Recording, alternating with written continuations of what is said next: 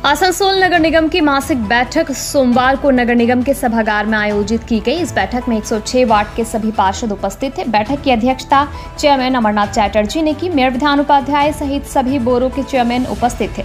इस बैठक में रमला चक्रवात को लेकर क्या क्या व्यवस्था की जा रही है, इस पर जानकारी दी गई। घरों में गंदगी उठाने को लेकर नए 1000 अस्थायी कर्मी नियुक्त करने को लेकर निर्णय लिया गया। साथ ही आने वाले बरसात को देखते हुए सभी बड़े ड्रेन की सफाई को लेकर रूपरेखा तैयार की गई। इस विषय में मेयर विधान उपाध्याय और चेयरमैन अमरनाथ चैटर्जी ने विस्तृत जानकारी दी। मेयर ने कहा कि डोर टू डोर कूड़ा कलेक्शन के लिए 175 रुपए शुल्क पर 1000 लोगों को काम पर रखा जाएगा। आज की बोर्ड बैठक में क्षेत्र में रात्रिकालीन सफाई हेतु 5 लोगों को नियुक्त किया गया।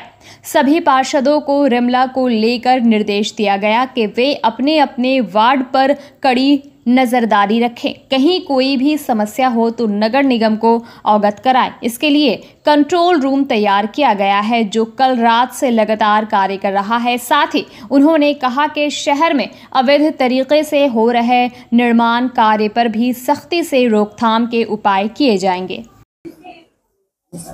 आज के बोर्ड मीटिंग प्रति मासे बोर्ड मीटिंगটা করতে হয় আমাদের ডেভেলপমেন্টের জন্য আছে। কাছে এমার্জেন্সি কিছু জিনিস থাকে সেগুলো আমরা করি।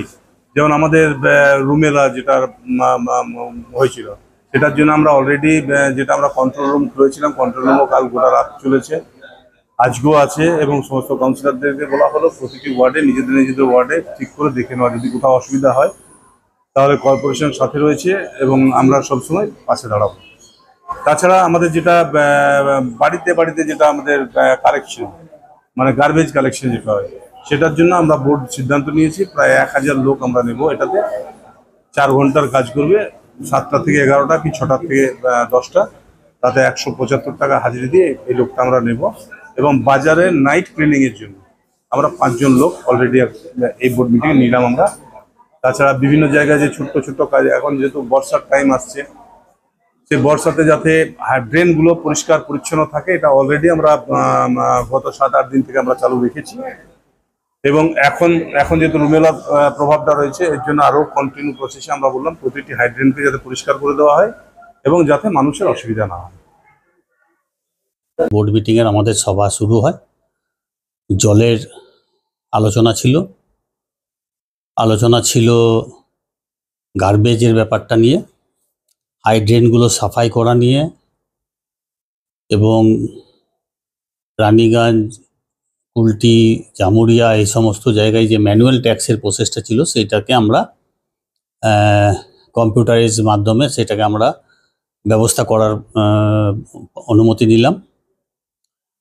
নাইট ক্লিনিংয়ের জন্য আমরা কয়েকটা লোক নিয়োগ করলাম এবং বাড়ি টু বাড়ি যাওয়ার পরিষ্কার করার জন্য 106টা ওয়ার্ডে আমরা 1000 কর্মচারী নিয়োগ করব, সাফাই কর্মী, যারা 4 ঘন্টা করে ডিউটি করবে এবং যাদের রেট হবে 175 টাকা। ওই 175 টাকার ভিত্তিতেই তাদের কাজ করতে হবে 4 ঘন্টা করে এবং বাড়ি বাড়ি তারা মালটা কালেকশন করবে। আমরা তার জন্য 1000 কর্মী নিয়োগ করব যাতে শহরটা সাফাই হয় এবং তারা এক জায়গায় মালটাকে যদি জড়ো করে দেয় আমাদেরও তুলে নিয়ে যেতে সুবিধা হবে, পরিষ্কার থাকবে শহর এবং আবর্জনা মুক্ত হয়ে গেলে আমাদের স্বাস্থ্যের ব্যাপারটাতেও উন্নতি হবে, সেই সমস্ত চিন্তাভাবনা করা হলো। আর যে সমস্ত জায়গায় ইললিগালি কনস্ট্রাকশন হচ্ছে সেগুলো আমরা দ্রুত পদক্ষেপ নেওয়ার ব্যবস্থা করছি এবং সেই নিয়েও আমরা চিন্তাভাবনা করছি এবং যারা করেছেন তাদের কাছেও আমরা অনুরোধ করব যে আপনারা কর্পোরেশনে যোগাযোগ করে সেগুলোকে একটা সুস্থ জায়গায় পরিবেশের মধ্যে নিয়ে আসুন। আমরা সেটাও আলোচনা করেছি, দেখা যাক কীরকমভাবে আমরা কী করতে পারি। প্রশ্ন তোলা হয়েছে? হ্যাঁ, কোশ্চেন তুলেছি, বিল্ডিং প্ল্যান নিয়ে কোশ্চেন তুলেছেন, গোলাম সরবত তুলেছেন, জিতু সিং তুলেছেন এবং আমাদের সরকার পক্ষ 2-4 জন সমর্থনে আলোচনাও করেছেন। বান্টি তেওয়ারি আলোচনা করেছে, উৎপল সিনহা আলোচনা করেছে, আমাদের শিবা আলোচনা করেছেন। আমরা 2-1টা জায়গায় রাস্তাঘাটেরও ব্যাপারটা আমরা দেখেছি এবং সেটা পাস করার ব্যবস্থা করেছি। হাইমাস লাইটও আমরা একটা আমাদের বিদ্যাসাগর ময়দানে পাস করার ব্যবস্থা করেছি। আমরা দেখছি কিভাবে কি করা যায়, শহরটা যাতে ভালো হয়, শহরটা যাতে উন্নতি হয় সেটা চেষ্টা করছি। দুর্যোগটা নিয়ে কি? দুর্যোগ নিয়ে